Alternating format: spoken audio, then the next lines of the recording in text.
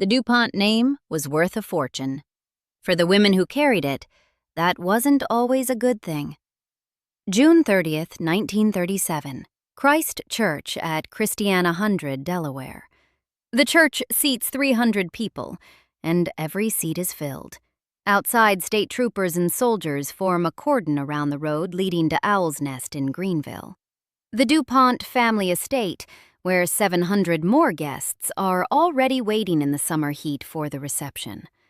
The Belgian organist, Dr. Charles M. Courboin, is at the instrument, playing Wagner's Lohengrin processional.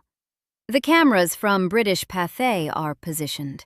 A press bureau, set up specifically for this wedding at the Pont Hotel in Wilmington, has been running logistics for days. The invitations had come with privately printed railroad timetables. Philadelphia's top social arbiter, Mrs. Edward J. MacMullan, coordinated the guest arrivals with train departure schedules. In the days before the ceremony, Time magazine had already run its comparison to the Duke and Duchess of Windsor. The bride is 21 years old. Her name is Ethel. In the pews, the President of the United States and the First Lady. Franklin Roosevelt and Eleanor Roosevelt, sitting in a church in Delaware, watching their son marry into the family that had spent the previous 3 years funding the most organized political opposition to the Roosevelt presidency that American money could assemble.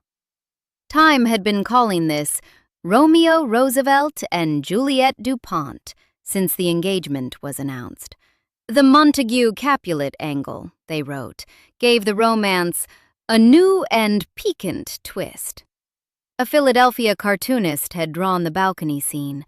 Across the country, newspapers framed the match as the defining society spectacle of the year, a collision of the two dynasties that shaped American life most visibly, one through political power, one through industrial wealth, both through the control of vast systems that ordinary people passed through without ever touching the machinery. In all the coverage, the Time feature, the 5 advance articles in the New York Times, the newsreel, the political cartoons, the rotogravure photographs, what Ethel thought about any of it goes entirely unrecorded. The New York Times described her as an unaffected heiress of the royal family of the Delaware, popularly classed with her cousins as a princess of Delaware. Time described her as a lissom sportswoman, photographed golfing, driving, posed in romantic silhouettes. The story's central tension, per Time, was secret trysts, irreconcilable families, desperate illnesses, and a happy ending. Language that would read very differently in 28 years. On May 26, 1965, the New York Times would run another headline about Ethel DuPont. Ethel DuPont dead in apparent suicide.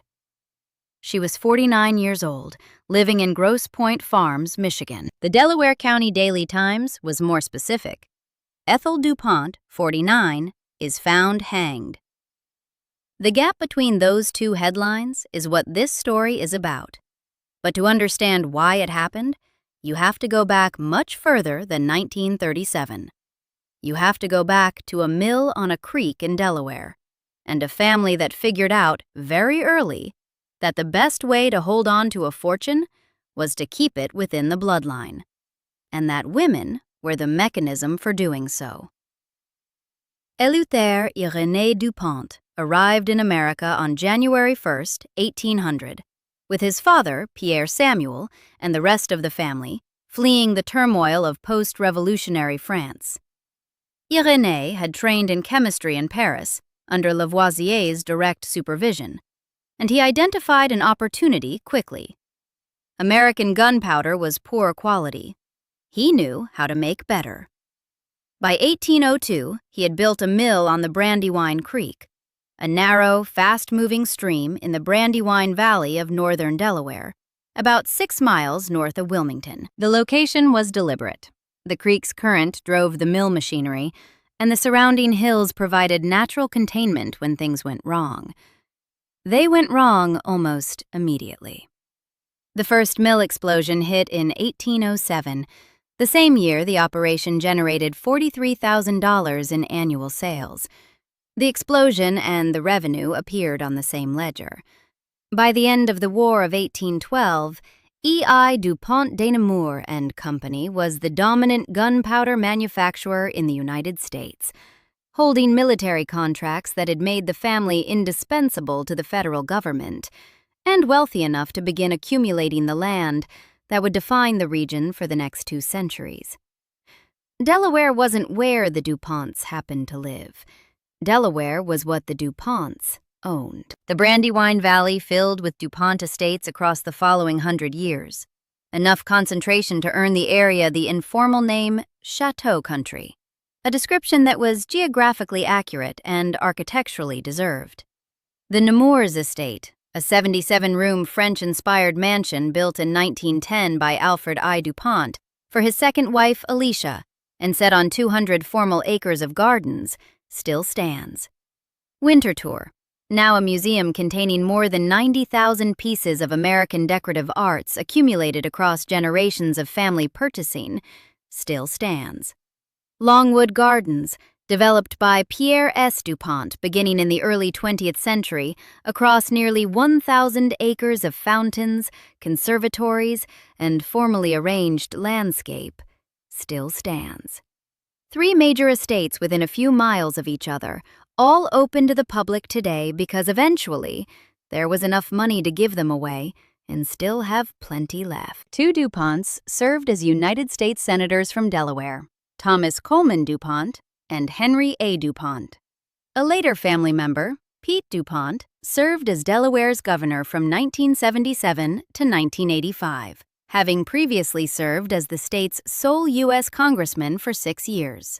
The state's corporate law, shaped over generations to favor the kind of business structures the DuPonts operated, made Delaware hospitable to incorporated wealth in ways that benefited the family directly and the broader financial system incidentally. One anecdote, probably apocryphal but entirely believable given the history, held that Delaware residents joked they hoped a DuPont would die so the budget could be balanced. That's the kind of remark communities make about families whose wealth has become atmospheric. The industrial base expanded as the 20th century arrived. During World War I, German import cutoffs created a gap in the chemical supply chain, and DuPont pivoted aggressively into synthetic organic chemicals, paints, solvents, celluloid film, artificial leather. Nylon came commercially in 1938, described in technical literature as solely a DuPont invention. Teflon arrived through what Fortune magazine called a research accident, with commercial marketing beginning in 1944, and the trademark filed the following February. By the 1920s, the family was broadly recognized as the richest in America. In 1929, their collective share of national wealth exceeded 1% of the country's total, measured against a national wealth figure of approximately $350 billion. The DuPont Corporation alone held a 36% stake in General Motors, then valued at $3.1 billion, sitting on top of the chemical empire. By 1982, approximately 1,700 living descendants held a combined fortune of $10 billion. That number? 1,700 people, $10 billion, raises the question that was always at the heart of the dynasty. How do you build a fortune that large and then keep it coherent across 180 years and hundreds of heirs?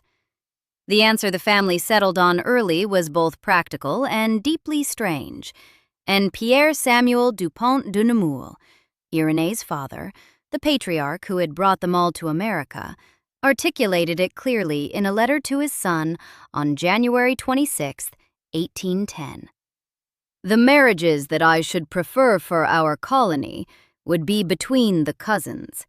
In that way we should be sure of honesty of soul and purity of blood." Honesty of soul, purity of blood. The language of a man who understood that marrying outside the family meant money leaving the family, and who was frank enough to say so in writing. The cousin marriage policy wasn't inscribed in any corporate charter or formalized in a succession document. No bylaw barred women from marrying outsiders, but a patriarch's stated preference, repeated across generations with the weight of family approval behind it, becomes cultural infrastructure quickly enough that the distinction between preference and requirement grows academic. The first formally documented cousin marriage in the family took place on June 27, 1833. Sophie Malene DuPont marrying Samuel Francis DuPont, children of two brothers. After that, the pattern accelerated through the 19th century with the regularity of a business practice. Pierre Samuel DuPont, born in 1870, married his first cousin. Charles married his second cousin, Marie Sophie DuPont. Sophie, a niece of Eugene DuPont, married a second cousin. Alice married Thomas Coleman DuPont, her third cousin, the same Thomas Coleman who would later serve as U.S. Senator from Delaware. At least 7 cousin marriages are documented in the 19th century alone, with the practice continuing into the 20th. A contemporary newspaper analysis from 1885 made the economic logic explicit. Cousin marriages were most frequent among the aristocracy, who are led into them by the desire to keep together and to consolidate property. What makes the cultural grip of the practice visible is the moment someone tried to stop it. Family accounts documented in multiple histories of the dynasty describe a patriarch issuing an outright edict against cousin marriages at a family funeral. The precise timing isn't documented, but the outcome is, less than a year later, his own son William married a cousin. The patriarch's authority, it turned out, didn't extend to affairs of the heart. The culture was too deeply embedded.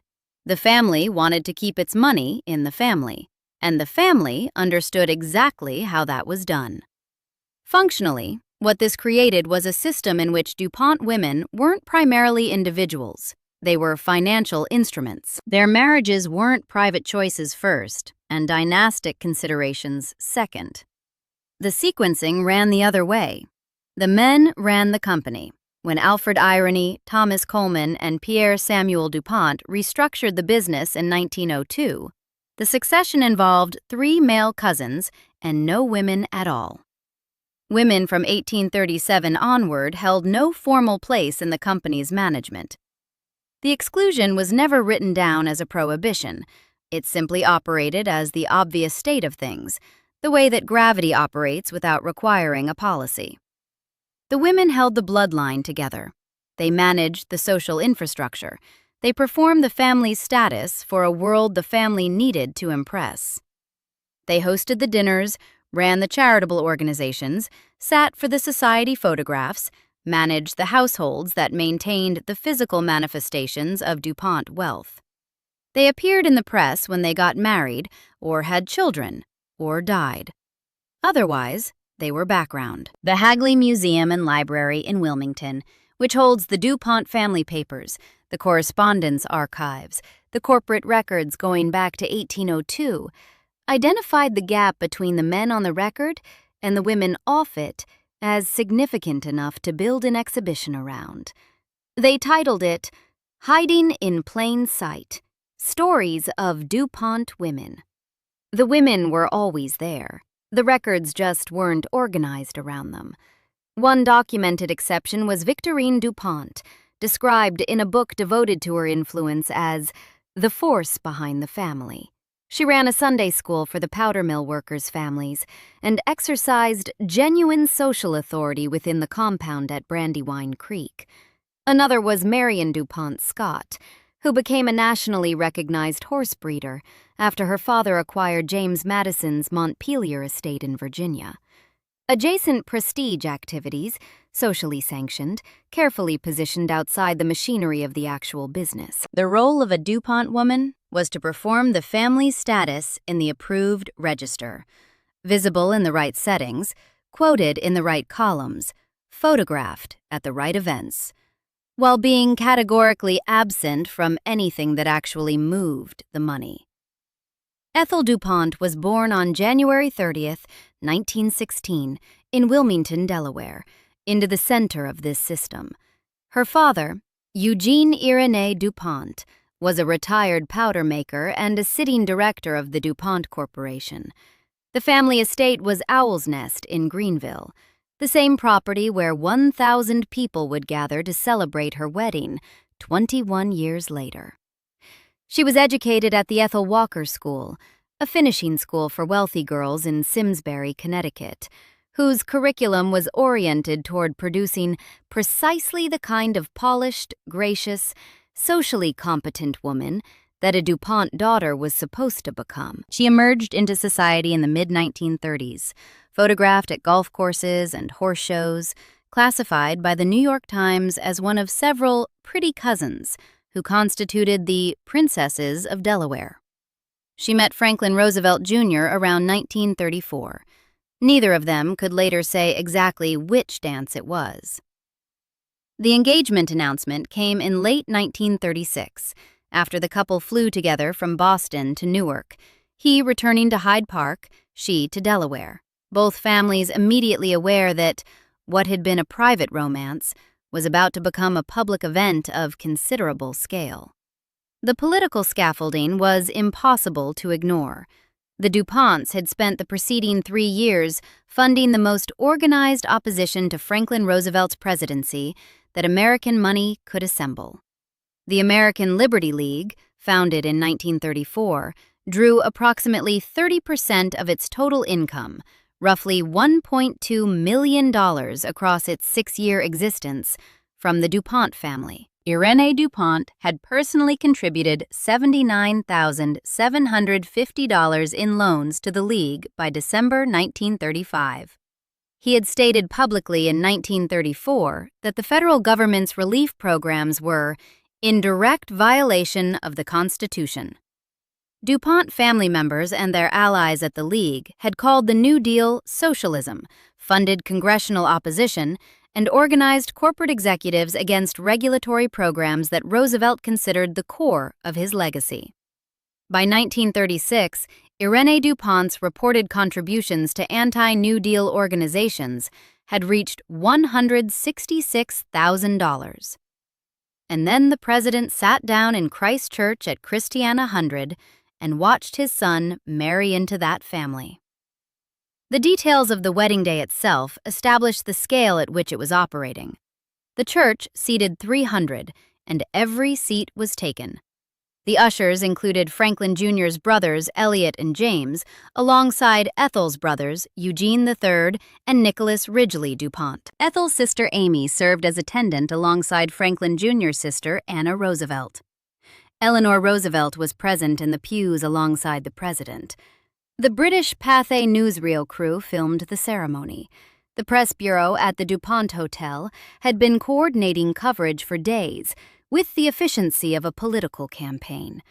After the ceremony, the entire gathering relocated to Owl's Nest in Greenville, where the additional 700 guests who hadn't fit in the church were waiting in the Delaware summer heat. Late June in the Brandywine Valley runs to temperatures in the upper 80s and humidity that makes formal wear an act of commitment. The security perimeter was military in its organization. Soldiers aided state troopers in guarding the entrance to Owl's Nest. Cabinet members moved through the reception surrounded by their own security details. A gathering of this social and political density, in a state where the host family essentially controlled the infrastructure, required the kind of logistics that wedding planners don't normally provide. The press coverage the next morning read as if every major publication had attended the same editorial meeting. Times verdict? Wedding of the Year. The New York Times ran a full report with photographs, alongside what was already its 5th substantial article about the event. The July 1st Dispatch noted, with visible self-awareness, that Ethel and Franklin Jr. had met about the time that the young man's father, the president, was calling for higher income taxes, and Congress was starting to investigate the munitions industry. In other words, the DuPonts. The reporters knew what the story was. They just weren't particularly interested in the woman at the center of it. For the press, Ethel's wedding was a political event, with a bridal costume attached. Every description of her in the coverage is a description of her appearance, her family position, or her function as the bride in a larger drama whose actual subjects were the men around her. Time's bang-up love story, featuring secret trysts, irreconcilable families, desperate illnesses, and a happy ending, was a story about the Montague-Capulet collision, the dynasty spectacle, the public fascination with inherited wealth meeting elected power. Ethel herself, her opinions, her understanding of the spectacle being organized around her name, whatever she thought about standing at the intersection of two political dynasties in a Delaware church at 21 years old, simply didn't appear in the record. The honeymoon photographs exist, the couple in France on July 16, 1937, photographed by someone whose job was to document the continuation of the spectacle. After that, the public record on Ethel DuPont Roosevelt goes quiet. She had served her function in the story. The cameras moved on. The 12 years of the Roosevelt marriage exist in the public record as a thin collection of signals and a long absence. Franklin Roosevelt Jr. was the third son of the 32nd president, which is to say, he had been raised with the specific confidence and energy that biography tended to produce, in a family where political prominence was the ambient atmosphere, and where the expectations of the American public were a permanent presence from birth. He was socially gregarious, he drove fast, and he eventually married 4 more women after Ethel. The marriage wasn't a quiet domestic success. An August 1947 report from a single source describes both of them being stopped by police after chasing one another in speeding cars along the Nassau Highway, a detail that, even allowing for its limited sourcing, is consistent with a marriage that had progressed well past accommodation into open volatility. In 1949, Ethel traveled to Reno, Nevada. That was the standard procedure at the time for obtaining a divorce without prolonged complication. Nevada's liberal divorce laws and the social infrastructure built around them provided a well-worn exit route for wealthy women who needed to end a marriage cleanly. The Roosevelt marriage was dissolved. In December 1950, Ethel married Benjamin Warren, Jr., a Detroit lawyer. She took the name Ethel DuPont Warren and relocated to Michigan. She had 3 sons, Franklin Delano Roosevelt III and Christopher DuPont Roosevelt from the first marriage, and Benjamin Warren from the second. The household moved into the kind of life that wealthy American women of the 1950s were expected to inhabit: a good address in a Detroit suburb, a husband with a respectable professional career, a social schedule defined by the kind of events that appeared in the society pages of the Detroit Free Press rather than the New York Times. Grosse Pointe Farms, where they settled, was, and remains, one of the wealthiest enclaves in Michigan, a lakefront community of old money and professional success, where families maintained their social standing through discretion rather than spectacle. It was exactly the kind of place where a woman who had once been Juliette DuPont could become, effectively, invisible. There was no story in Grosse Pointe Farms for the press that had followed her wedding. She was a divorced heiress who had remarried and moved to the Midwest. Nobody was watching. The Silver Hill Foundation in New Canaan, Connecticut, was founded in 1931, designed from the outset as a private psychiatric hospital for patients whose families could afford discretion. High-end, removed from public view, organized around the kind of clinical management that wealthy families required when a member needed help, and that help needed to stay out of the record. Its patient list across the decades has included names from the upper reaches of American wealth and social standing. Ethel had been under psychiatric care several times in the years preceding her death and spent time at Silver Hill. The specific diagnoses, the specific treatment protocols, the dates of admission and discharge, none of that is in any available source. The clinical details remained inside the institution. Private psychiatric care for wealthy American women in the 1940s and 1950s had a particular character that historical scholarship has documented with increasing specificity. Electroconvulsive therapy was a standard intervention at facilities like Silver Hill by the 1940s, widely applied to conditions that the era categorized as depression, a category that encompassed everything from severe clinical illness to behavior that inconvenienced the family.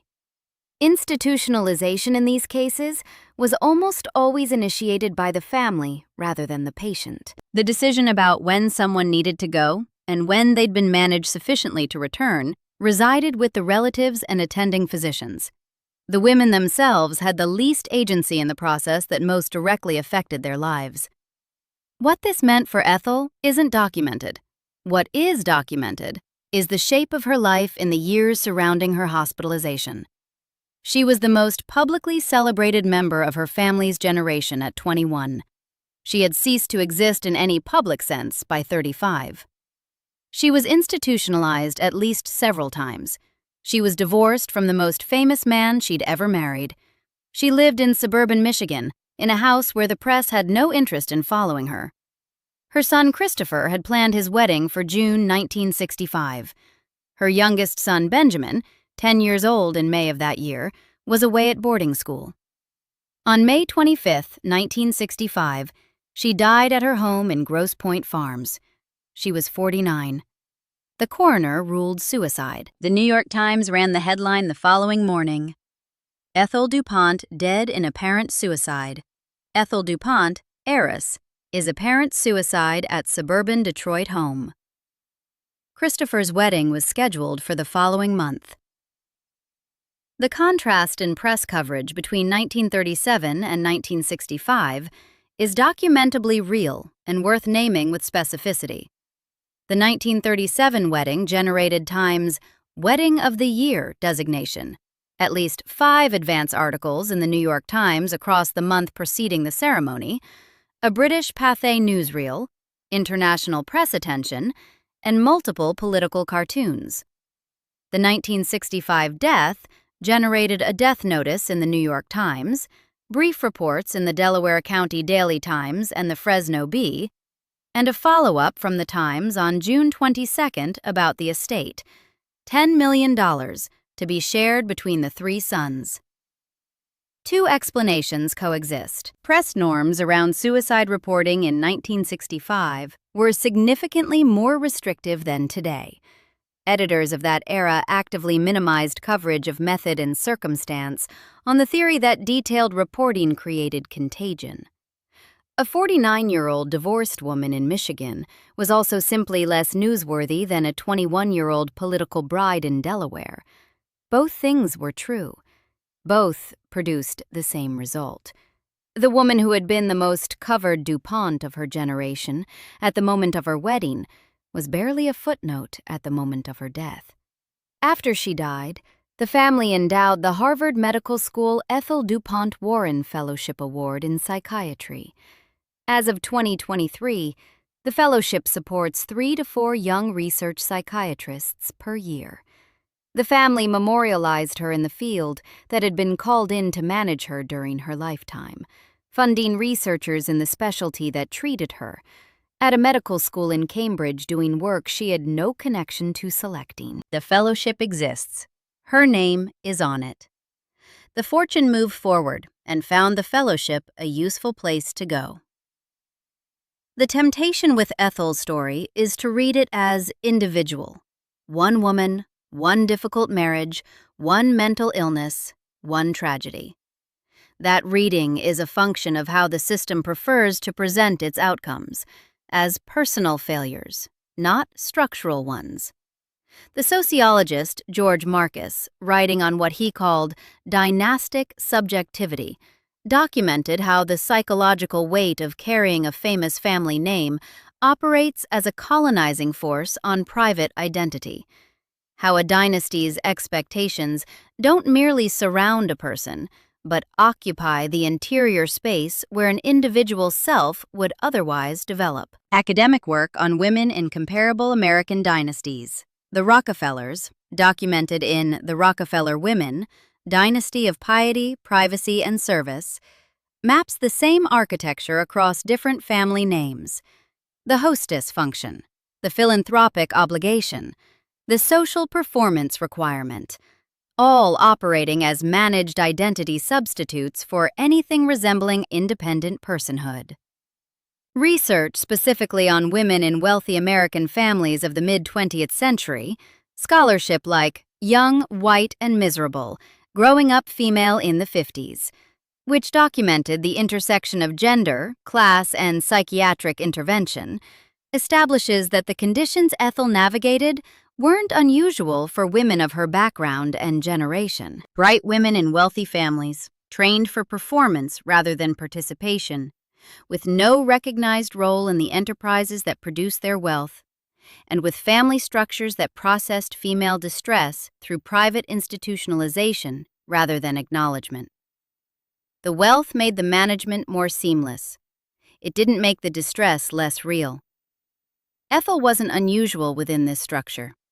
She was the structure's most documented outcome because the 1937 wedding had made her famous enough that her death merited a headline.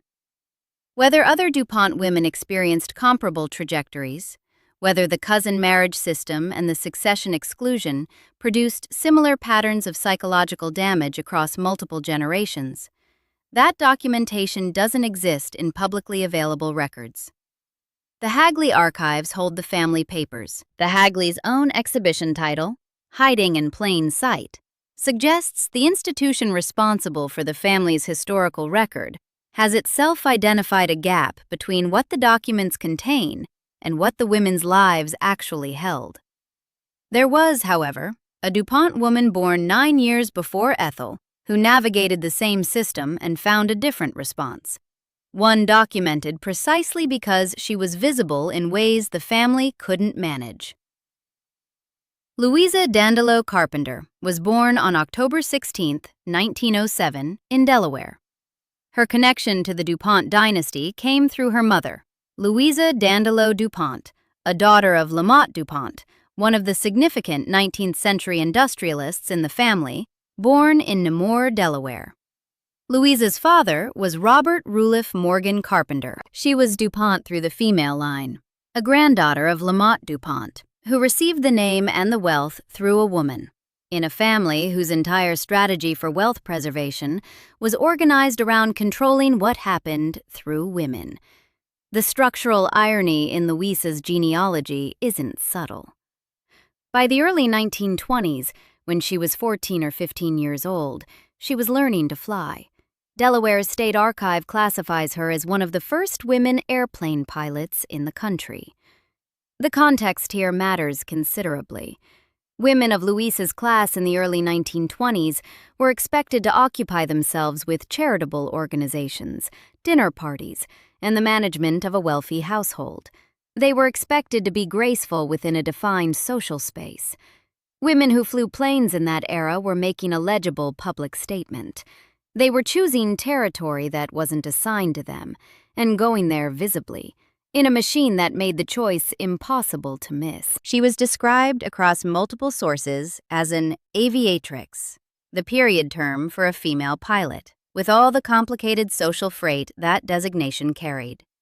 In later years, she owned a twin-engine Mitsubishi Mu-2B turboprop aircraft, valued at approximately $800,000, which she used for practical transportation between destinations. She wasn't performing aviation for an audience. She flew because she had decided she was a person who flew, and the $800,000 aircraft was a working vehicle. The Delaware LGBTQ History Archive's entry on Louisa Carpenter describes her as an equestrian, socialite, and amateur aviatrix who endured a dramatic lesbian love life. The phrase dramatic lesbian love life, appearing in an official institutional archive, is the state of Delaware's historical record acknowledging something quietly and precisely, acknowledging what the DuPont family would certainly have preferred to manage into a more discrete category. Fashion scholarship from the Jazz Age identifies Louisa and her partner, Libby Holman, as popular lesbian celebrities who embodied masculine dress at a cultural moment when that visibility placed you definitively outside the conventions that wealth was supposed to uphold. She entertained at the DuPont family's private compound at Rehoboth Beach, Delaware, beginning in the 1930s. The beach where her guests gathered, gay sunbathers among them, by multiple historical accounts, came to be called Carpenter's Beach. The name persisted for decades. Her legacy at Rehoboth isn't a philanthropic endowment or a named wing of a hospital. It's a stretch of coastline where people who weren't welcome elsewhere gathered because a DuPont heiress had decided her property was available to them. In 1941, she was named manager of Delaware's only summer theater, the Robin Hood Theater in Arden, adding theatrical management to the flying and the horses and the Rehoboth compound and the relationship she was conducting publicly in an era when publicly was a calculated risk with real social consequences. She managed all of it simultaneously, and she did it while wearing the DuPont name in ways the family's system had not designed it to be worn. The anchor of Louisa's public reputation, the moment that crystallizes her character most efficiently, wasn't the aviation or the theater. It was July 1932, and it was Libby Holman. Libby Holman had built one of the most distinctive voices in American popular music across the 1920s. A torch singer by genre, theatrical, intimate, built on delivered grief, she had headlined on Broadway and recorded at the moment when the style was defining a certain kind of sophisticated urban sadness that the era found irresistible. She was darkly glamorous. She performed material that respectable society found slightly too raw, and she moved between theatrical and wealthy social circles simultaneously, with the ease of someone who had decided those worlds weren't as separate as their inhabitants preferred to believe. In 1931, Holman married Zachary Smith Reynolds. He was the heir to a $20 million tobacco fortune, the R.J. Reynolds Tobacco Company, built by his father into one of the largest commercial enterprises in the American South. Reynolds was also obsessed with aviation, having earned his pilot's license and pursued long-distance flying records with the focused recklessness that wealthy young men of that era directed toward the sky. He was charismatic and careless in the combination that tends to end badly. He was 20 years old when he died. On the evening of July 5, 1932, Reynolds and Holman hosted one of their famous weekend parties at Reynolds-The, their estate in Winston-Salem, North Carolina. The gathering that weekend drew guests from both Reynolds' aviation world and Holman's theatrical one, the kind of party that Reynolds-The specialized in: summer heat and significant amounts of alcohol, and a guest list that crossed the usual social boundaries between inherited money and artistic ambition. The party ran late into the night.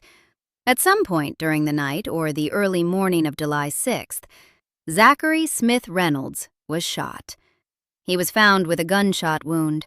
He was transported to the hospital and died. He was 20 years old. The death officially remains unsolved. The grand jury proceedings and every subsequent investigation couldn't establish definitively whether the shooting was murder or suicide, whether someone else was in the room, whether the wound was self-inflicted. The official record carries no conclusion. On August 4, 1932, a grand jury handed down first-degree murder indictments against Libby Holman Reynolds and Reynolds' boyhood friend Ab Walker, charging that on, or about the 6th day of July, 1932, with force and arms, they had committed murder. Holman was visibly pregnant with Reynolds' child when the indictments were announced. The case drew exactly the press attention you'd expect. Every major newspaper in the country ran it. The coverage was relentless. Holman's past, her theatrical career, the specifics of her marriage to a man 11 years younger, the various theories about what had happened on the night of the 5th, the question of the Reynolds fortune, and who stood to benefit. The Reynolds family was wealthy and well-connected enough in North Carolina to have opinions about the outcome. and by October 19, 1932, family members publicly requested that the charges be dropped. By the end of 1932, the indictments against both Holman and Ab Walker were dismissed. Nobody was ever convicted. The case remains officially unresolved and has since inspired multiple books and at least one film. At the moment of the indictment, in the middle of one of the highest-profile murder cases of the decade, Louisa Carpenter reportedly posted bail for Libby Holman.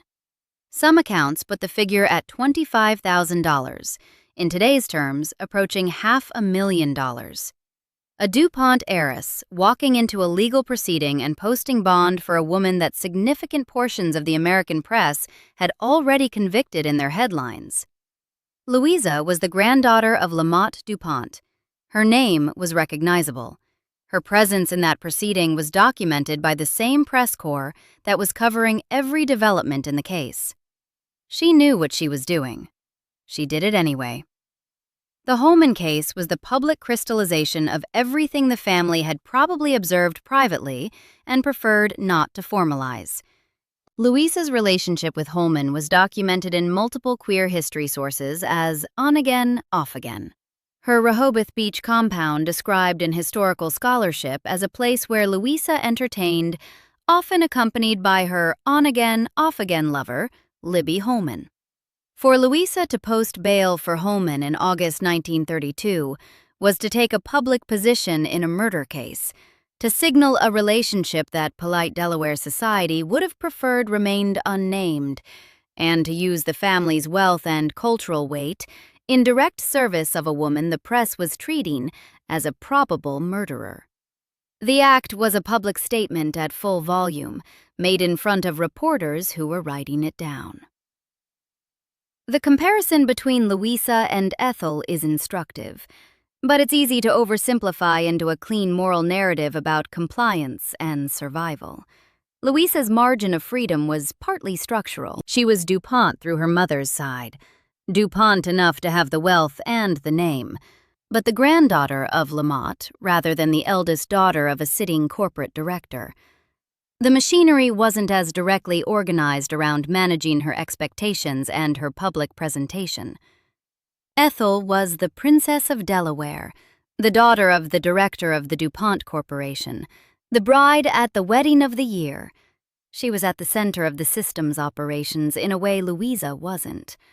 That structural difference doesn't account for the full distance between their lives. Ethel had choices, too, in the limited sense that word applies to anyone navigating a system built before they were born. The difference is that Ethel's choices were organized around compliance. She performed the role. She married whom the moment required. She became the symbol the press needed.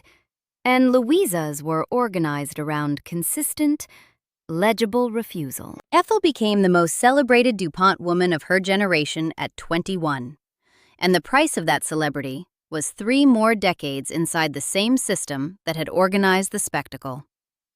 Louisa became a footnote in academic scholarship on queer history and jazz-age fashion, the subject of a YouTube documentary with modest circulation, remembered in official Delaware history as an equestrian, socialite, and amateur aviatrix who endured a dramatic lesbian love life. Louisa lived to February 8, 1976. She was 68. The Hagley Digital Archives has a taxonomy entry. Carpenter, Louisa Dandolo, 1907 to 1976. Delaware's LGBTQ History Archive has a page for her. Her Wikipedia article exists.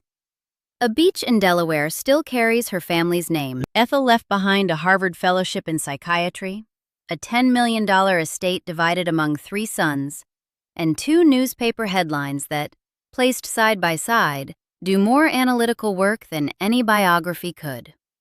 Romeo Roosevelt and Juliet DuPont.